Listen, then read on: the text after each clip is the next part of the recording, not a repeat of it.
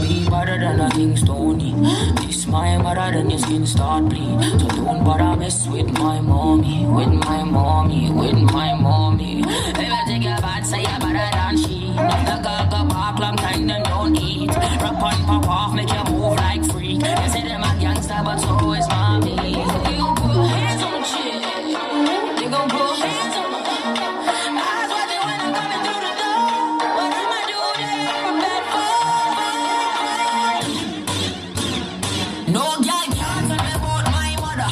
16 shots, we go longer than a ladder. Them nothing talk, but they real done dada. Put money in a pot, them a bun like rubber. No boy can't diss me or my mother. Round here in South, everybody need ammo. 16 shots, we go shut out any brother.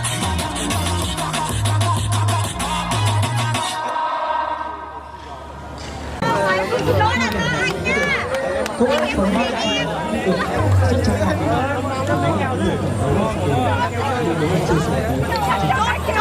không biết là bạn tên gì về những thành công thì phải là gọi là chúng ta có nhiều cái khó khăn. Thứ nhất là cái thị trường của đối tượng làm cho là không phải khó, làm cho là chúng ta chưa đủ sức để làm.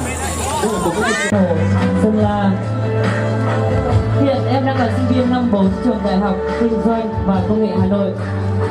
Có hiện diện trên mình một bộ trang phục truyền thống nơi Phá đang sinh sống với một bộ tông màu chủ đạo là màu đỏ, hoàn toàn làm bằng tay và thủ công. Sau nhiều năm cải tiến, về bộ trang phục trở nên đẹp và sặc sỡ hơn.